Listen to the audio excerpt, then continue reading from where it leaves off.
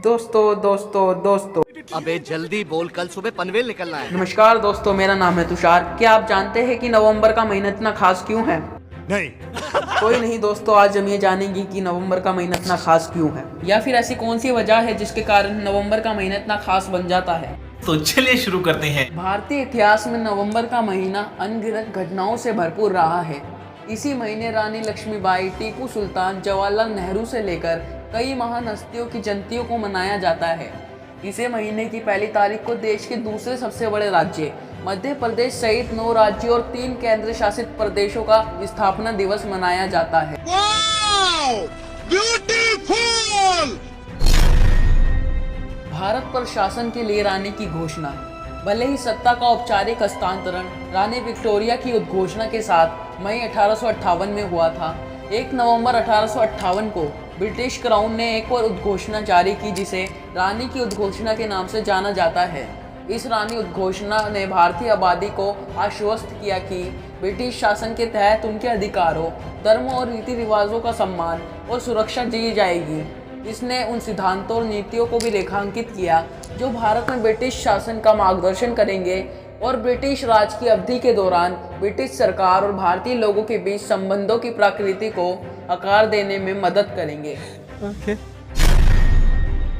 नवंबर में ही मिला भारत को अपना संविधान। इसी नवंबर के महीने की 26 तारीख को संविधान सभा द्वारा भारत का संविधान अंगीकृत किया गया था। हमारा संविधान विश्व का सबसे विस्तृत लिखित संविधान है, जिसमें वर्तमान समय में केवल 470 अनुच्छेद तथा 12 अनुसूचियां हैं और ये 25 भागों में विभाजित है। परंतु इसके निर्माण के समय मूल संविधान में 395 अनुच्छेद थे जो 22 भागों में विभाजित थे। इसमें केवल 8 अनुसूचियां थी। नवंबर की 26 तारीख को संविधान दिवस के रूप में भी मनाया जाता है। नवंबर महीने में ही हुआ 9 राज्यों का जन्म।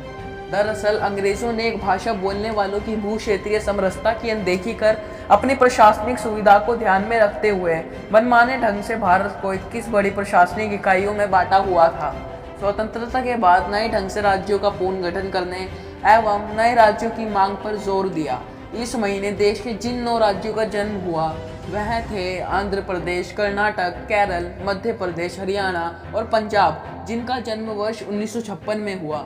इसी महीने मैसूर का नाम बदलकर कर्नाटक हुआ, जबकि वर्ष 2000 में इसी महीने की पहली तारीख को छत्तीसगढ़, जो कि 26वां राज्य है, 9 नवंबर को उत्तराखंड, जो 27वां राज्य है, और 15 नवंबर को झारखंड 28वां राज्य बना। उत्तराखंड आंदोलन के बाद उपजे 3 नए राज्य।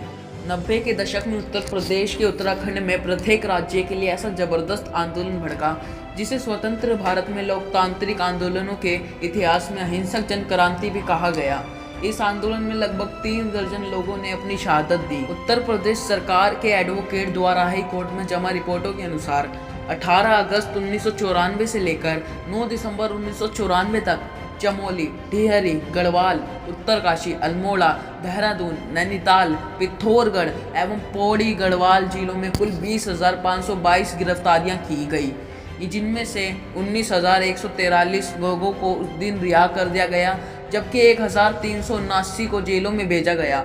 इनमें से भी 398 लोगों को पहाड़ों से बहुत दूर बरेली, गोरखपुर, आजमगढ़, फतेहगढ़, मैनपुरी, जालौन, बांदा, गाजीपुर, बालिया और उन्नाव की जेलों में भेजा गया। इस आंदोलन को मुजफ्फरनगर कांड ने ऐसा मोड़ दिया कि तत्कालीन नरसिम्हा राव सरकार उत्तराखंड राज्य देने से कतरा गई, मगर हिल काउंसिल जैसी प्रशासनिक इकाई के लिए लोगों को मनाने लगी।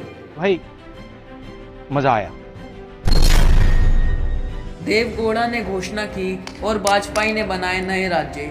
इसी दौरान केंद्र में सरकार बदली और नए प्रधानमंत्री HD देवगौड़ा ने 15 अगस्त 1996 को लाल किले की प्राचीर से उत्तराखंड राज्य के गठन की घोषणा कर डाली। हालांकि संयुक्त मोर्चा के अपने अंतर्विरोधी के कारण ये घोषणा फलीभूत नहीं हो पाई, मगर केंद्र में संयुक्त मोर्चे की जगह अटल बिहारी वाजपेयी के नेतृत्व वाली NDA सरकार आई तो उसने न केवल उत्तराखंड अपितु झारखंड और छत्तीसगढ़ राज्यों का गठन कर डाला।